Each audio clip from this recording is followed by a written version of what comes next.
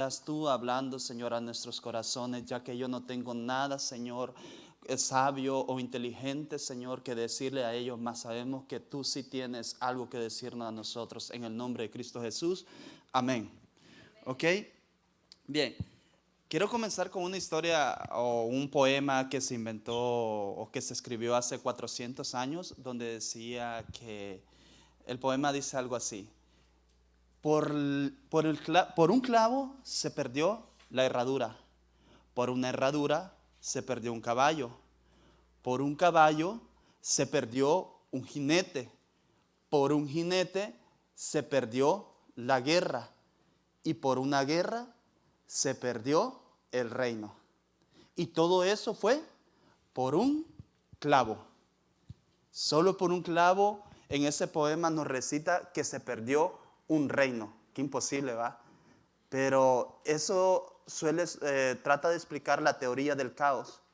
Y en el año 1964, Edward Lorenz, mientras trabajaba, descubrió, no sé si ustedes han escuchado acerca de la teoría del efecto mariposa, en la escuela lo enseñan, donde dice que el aleteo de una mariposa en Austin puede ocasionar un tornado en África. Solo el aleteo de una mariposa. No quiere decir que sea cierto. Solo quiere decir que hay cosas pequeñas que suceden alrededor de nosotros que puede transformar la vida de una ciudad, la vida de una nación, la vida de un continente. Una sola cosa. Y la prédica que hoy me tocó fue malas decisiones y sus consecuencias. Y vamos a leer el versículo clave. Vamos a ir un poco rápido porque solo tengo 30 minutos. Así que vamos a leer el versículo. Se me perdió. 2 Samuel capítulo 11, versículo 1. Dice: aconteció que en la primavera, bien, 2 Samuel capítulo 11, versículo 1, dice: aconteció que en la primavera, en el tiempo cuando los reyes salen a la batalla, David envió a Joab y con él a su siervo, a todo Israel, y destruyeron a los hijos de Amón y sitiaron a Rabá, pero David permaneció en Jerusalén. Aconteció que en el año siguiente, en el tiempo que los reyes salen a la guerra. ¿Quién era David? Muchos de nosotros sabemos que David era el menor de todos sus hermanos, era un pastor de ovejas. En verdad, Dios lo eligió a él, no porque él fuera el mejor de entre los hermanos, sino que Dios lo eligió porque Dios mira el corazón del hombre y no su parecer. Habían hombres más fuertes, más grandes, es posible que habían hombres más inteligentes, pero David miró el corazón que David tenía. Dice que David, cuando miraba que alguien le iba a arrebatar una oveja a su papá, o se quería comer una oveja, un león, un oso, dice que David era capaz de ir con sus propias manos y quebrar la quijada de ese oso y de ese león para proteger la vida de esa oveja. Y Dios miró que si David era capaz de proteger la vida de esa oveja con esa gallardía, con esa valentía, iba a ser capaz de proteger al pueblo de Israel de los enemigos del pueblo de Dios. Y era así, David prácticamente todos los días era un varón de guerra, todos los días salía a la guerra.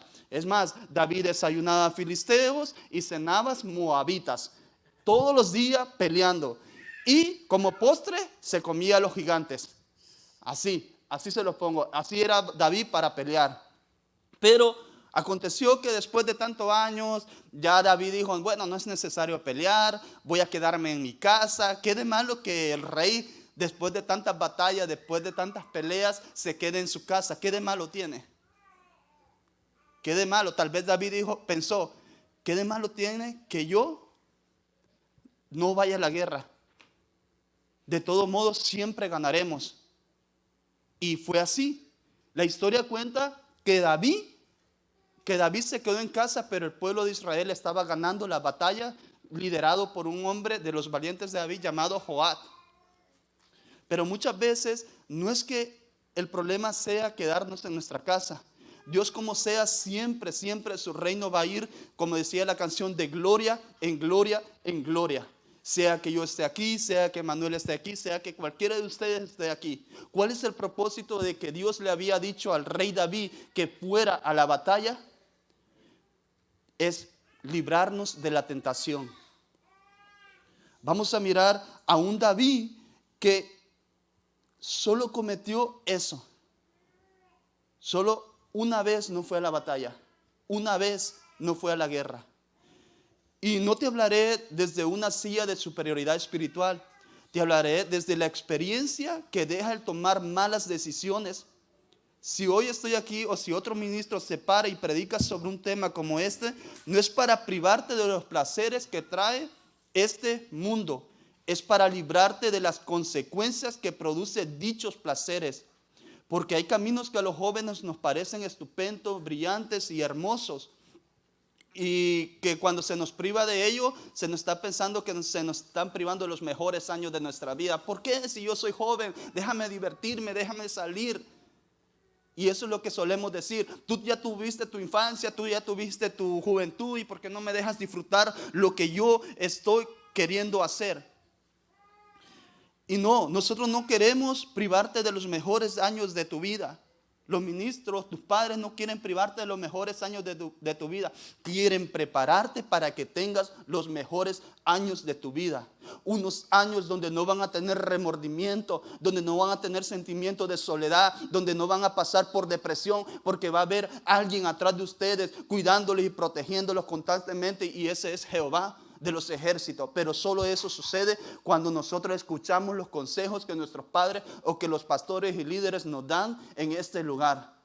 No queremos privarte, queremos librarte. No queremos privarte, queremos librarte de lo que algunos de nosotros ya pasamos, de lo que algunos de nosotros ya sufrimos. ¿Ok? Y David decidió quedarse en casa en tiempo de guerra. Mi primer consejo es: no dejes el lugar de tu asignación. Usted no puede darse el lujo de cederle un minuto al enemigo. Tú no puedes darte el lujo de quedarte en casa cuando te toca estar en la iglesia. Tú no te puedes. Me gustaba lo que decía Manuel ayer. Si es martes, vamos a estar aquí ensayando con alabanza. Si es miércoles, vamos a estar en la CFC. Si es jueves, vamos a estar en las reuniones de generales de la iglesia. Si es viernes, vamos a estar en los jóvenes. Si es sábado, vamos a estar en los ensayos. Y si es domingo, vamos a estar en los cultos generales. ¿Y eso fue planeado para privarte de las cosas? No. Eso fue planeado para desarrollarte y formar en ti un carácter agradable delante de Dios. Y David decidió quedarse. Un varón que desayunaba, como les decía, filisteo y cenaba moabita, decidió quedarse. Jóvenes, ustedes están llamados para hollar serpientes y escorpiones todos los días de su vida, para hacerle frente al enemigo, porque nuestro enemigo, dice la Biblia, anda como un león rugiente buscando a quien devorar, porque no tenemos lucha contra carne ni espíritu, sino contra principados y potestades. No te puedes dar el lujo de quedarte en la casa. No te puedes dar el lujo de levantarte de tu casa y no orar. No te puedes dar el lujo de salir de tu casa y no leer la Biblia, porque el enemigo está al acecho. David solo tomó una decisión, fue quedarse en su casa. Y no dice que se quedó buscando a Dios, simplemente se quedó. Porque si no estás haciendo lo que Dios te ha mandado en la casa de Dios haciendo, afuera no lo vas a hacer.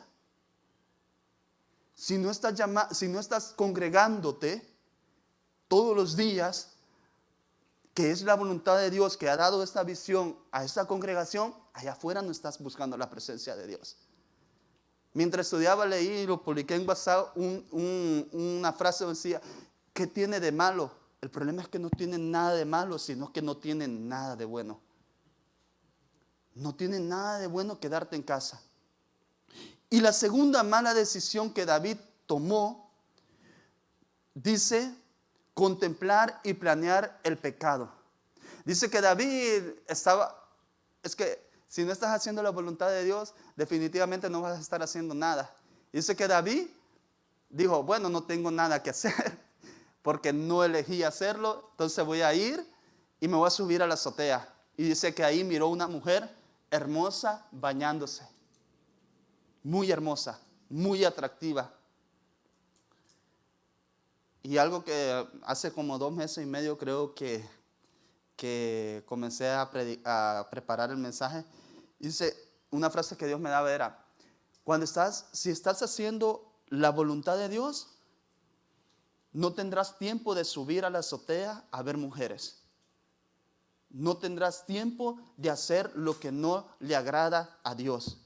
La persona que está en pecado o que ha caído en pecado, no es porque ha estado haciendo la voluntad de Dios, es porque ha estado alejado de la voluntad de Dios. Porque Dios dice, Padre nuestro, no nos deje caer en tentación, líbranos del mal. Una pequeña decisión puede cambiar tu vida. Digamos, esta pequeña decisión es tan así. Si tú dices que David contempló el pecado, lo miró. Y dice la historia que David comenzó a maquinar en su corazón, a desear la mujer. Y mandó a preguntar por ella. Y los mensajeros le dijeron, mira, es hija de alguien muy respetado entre el pueblo. Es hijo de uno de tus consejeros. Es hija de uno de tus valientes, David. Dios le estaba diciendo, cualquier cosa que estés pensando, recuerda quién es esa mujer a la que estás deseando.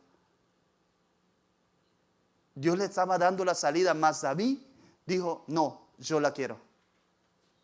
Yo la quiero. Y ese es el problema de los jóvenes o los que son padres de familia. Si encuentran en su casa sapos y murciélagos mientras abren la puerta, ¿qué es lo primero que harían ustedes? ¿Acaso se lo darían a sus hijos como mascotas? Y le dirán, mira, qué bonito, juegan con ellos. ¿Se lo darían como mascota? Yo no le daría a mi hijo un sapo o una serpiente para que lo tenga como mascota. De ninguna manera. Pero, ¿por qué albergamos cosas en nuestros corazones que no le agradan a Dios? ¿Por qué tenemos cosas en nuestros corazones que no le gustan a Dios? Porque dice la Biblia que nuestro cuerpo, el cuerpo de ustedes, es templo y morada del Espíritu Santo de Dios. No albergues murciélagos, no albergues ratones, no albergues serpientes y sapos en tu corazón. Cuando la tentación venga a tu vida, sal corriendo de eso, porque sí hay una salida. Y es la confesión. Decir, Señor, estoy siendo tentado en este momento, ayúdame, libérame, voy a orar, voy a llamarle a Manuel, voy a llamar al pastor, lo que decía Manuel en la predicación, en la administración ahorita. Bien, continuamos. La segunda mala decisión que David tomó, dice que David, bueno, para darle el contexto, dice que David al final de todo tomó la mujer. Y dice que después de unos meses, dice que Betsabé le mandó un mensaje diciendo, oye David, estoy embarazada. Y lógicamente Urías no está aquí porque está peleando tus batallas, el hijo es tuyo. Y dice que David lo que hizo fue tratar de cubrir su pecado. Mandó a traer al oficial y le dijo, vete a tu casa, te voy a premiar en nombre de todos los guerreros que están peleando. A ti te elegí para premiarte. Ve y acuéstate con tu esposa. Quería hacer pasar al hijo de él como el hijo de Urías. Pero Urías le dijo, no es posible que allá estén peleando y que yo esté aquí con mi esposa. No haré tal cosa. Muy diferente a David. David estaban peleando sus guerreros, mas él estaba pecando. Pero este soldado le estaba dando el ejemplo a David cómo se debía de hacer las cosas. Al final de todo, Urías no aceptó. ¿Y saben lo que hizo David? Mandó una carta con el mismo soldado diciéndole, por favor, ponme a esta persona en medio de la batalla y que le den muerte ahí. Y el final de la historia de Urías fue que murió peleando por David. Un David que había traicionado a esta persona. Y dice que después David dijo, bueno, muerto vamos a casarnos con Betsabé. Y dice que después que murió, David se casó con Betsabé. Pónganse a imaginar. Si ustedes cubren su pecado, qué bonito. Todo bien ante los ojos de las personas. Porque David quedó como un héroe, como un rey misericordioso que toma las esposas de los soldados que van y mueren a la batalla. Qué buen rey, qué misericordioso, qué amoroso. Yo quisiera pelear por David, pero había uno mayor mirando a David y esa era Jehová de los ejércitos. Dice que la historia pudo terminar ahí, pero dice que a Dios no le agradó. ¿Qué es lo que no está agradando a Dios en tu vida que lo estás cubriendo? ¿Saben lo que le desagradó a Dios de Saúl? Lo que desagradó a Dios de Saúl es que Saúl decía, sí Dios, tú ya sabes cuál es mi pecado, pero por favor que no se entere nadie. Y dice que eso le desagradó a Dios. Que tú pretendas caerle bien a las personas encubriendo tu pecado y desagradar a Dios. Porque nosotros estamos llamados a agradar a Dios, aunque desagrademos al hombre. Y, bien, hay otros puntos, pero vamos a cortarlo. En fin, David dice que hizo todo eso y le desagradó a Dios. Y Dios miró y David tuvo sus consecuencias. Tuvo que pagar su pecado. Primero, dice que, número uno, lo que le sucedió a David fue que sus hijos se mataban los unos a los otros. Porque la Biblia dice que ojo por ojo, diente por diente.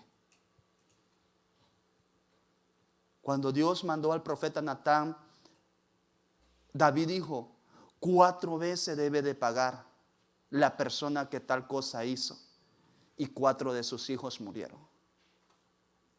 Segunda cosa que hizo fue que su propio hijo se acostaba con sus concubinas. En la misma azotea donde David había mirado a la mujer para codiciarla y para adulterar en su corazón, en la misma azotea Absalón exhibía las concubinas de su padre. Tercero, la muerte de su hijo. David tuvo que mirar cómo su niño, después de 7 días de haber nacido, murió. David tuvo que pagar por eso. Joven, tal vez hoy no mires las consecuencias de tus actos o de tus errores o de tu desobediencia o de tu rebelión, pero va a haber un día. Hay un meme donde dice que las mamás dicen, no sé por qué me está pasando eso, y el joven le contesta, que sí sabe, sí te acuerdas. Va a haber un día que nuestros actos, si no los ponemos delante de Dios, se van a mirar. Porque si Dios te puso en este lugar, en esta noche, es porque Dios quiere hablar a tu corazón. Y para eso el punto principal de mi tema es, David iba a pagar las consecuencias. Pero ayer predicó Emanuel acerca de, ¿qué predicó Emanuel? Vamos a ver quién puso atención. ¿Qué predicó Emanuel ayer? ¿Sobre qué predicó Emanuel ayer? Las 3 muertes. David decía en un Salmo capítulo 32, mientras yo callaba, me entristecía hasta los huesos. Tal vez el día de hoy tú estás triste, tal vez, no sé lo que está pasando por tu mente, no sé lo que has hecho. Esta palabra yo sé que es para todos, pero es para alguien en específico. No sé lo que haya en tu corazón, Dios lo sabe, Dios te trajo a este lugar. Y David dice que Dios le habló, Pero ¿sabes por qué Dios le habló a David? Porque David estaba agonizando espiritualmente.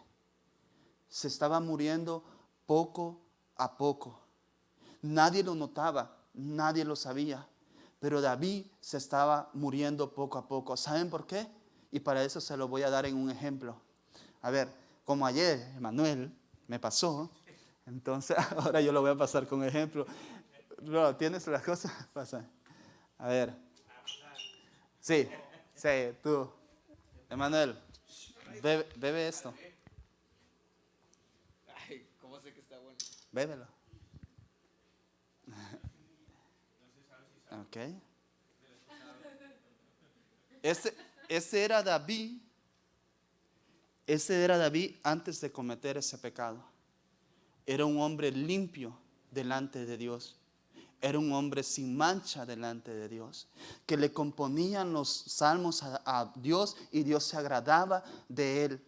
Que él le decía: cuando veo los cielos, el firmamento, la creación tuyo, me admiro de tanta belleza. Y Dios decía: oh, qué hermoso David, qué lindo tus salmos. Pero David pecó y sucedió esto.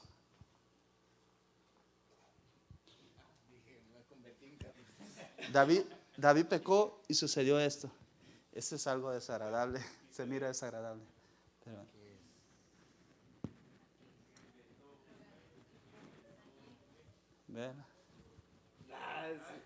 No, de verdad. ya, puedes sentarte. ¿Viste la reacción de Manuel? ¿Viste la reacción de Manuel? Solo fue una gota. Solo fue una gota que Manuel miró que cayó en el bote y lo dudó en su corazón. Tú puedes decir de Manuel cualquier cosa, que es santo, que es perfecto, que es un buen líder y todo, pero mayor es Dios que Manuel. Mayor es Dios que Manuel. Esta gota tal vez simboliza una mentira. Esta gota tal vez simboliza algo que tú estás haciendo con tu teléfono que no le agrada a Dios.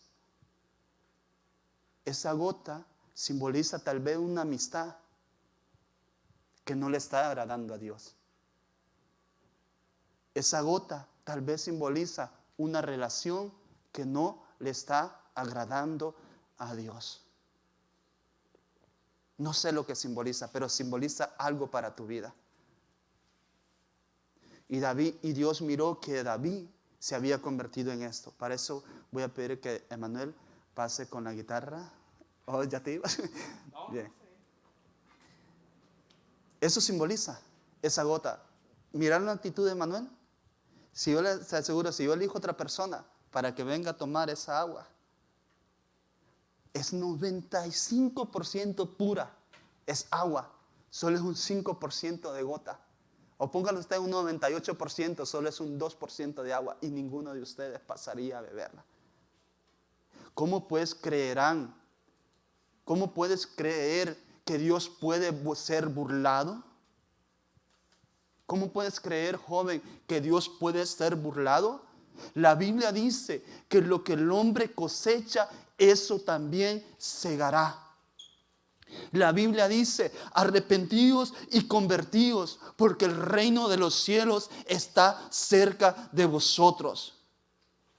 Dios quiere librarte de consecuencias en tu vida, pero hay una consecuencia que Dios quiere librarte y es de la muerte eterna, de la separación completa de Dios y de ti.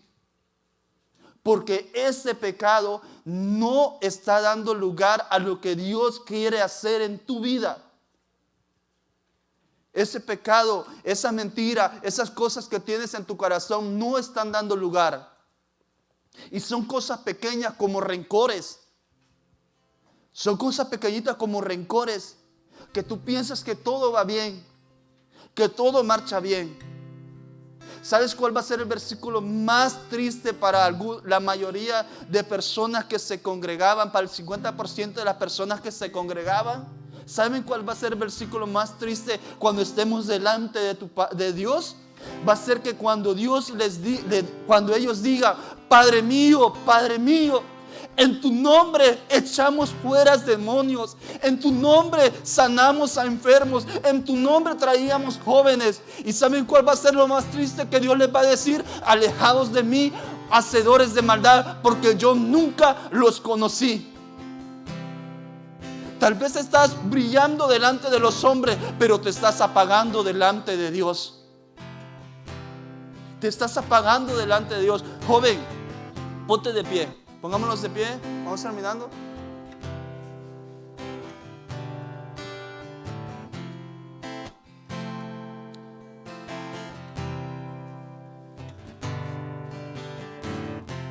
David, hay un salmo muy hermoso. Es el Salmo 51.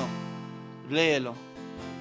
David confiesa su pecado y dice, ten piedad de mí, oh Dios, conforme a tu misericordia, conforme a la multitud de tus piedades, borra mis rebeliones. Lávame más y más de mi maldad y límpiame de mi pecado, porque yo reconozco mis rebeliones. Y mi pecado está siempre delante de mí. Contra ti solo he pecado y he hecho lo malo delante de tus ojos, para que sea reconocido justo en tu palabra y no quieres holocausto. Los sacrificios de Dios son el espíritu quebrantado y el corazón constricto y humillado, ese no despreciará Dios. No es hora de gozarnos en nuestro pecado. Ya no encubras más tu pecado, porque tú no has pecado contra tu prójimo, has pecado contra Dios. Tú no has pecado contra tu prójimo, has pecado contra Dios. Y Dios quiere librarte de las consecuencias eternas en tu vida. Dice que el infierno está preparado para los adúlteros, para los mentirosos, para los fornicarios, para los chismosos. El infierno está preparado para esas personas. Cierra tus ojos.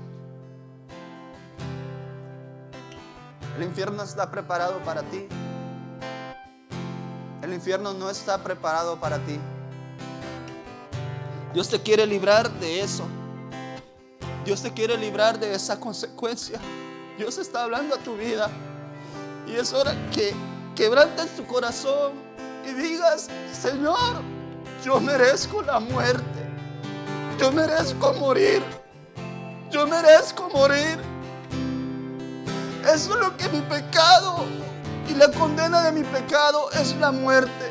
Porque la paga del pecado es muerte, mas la dádiva de Dios es vida eterna. Mas la dádiva de Dios es vida eterna. Vamos a cantar esta canción.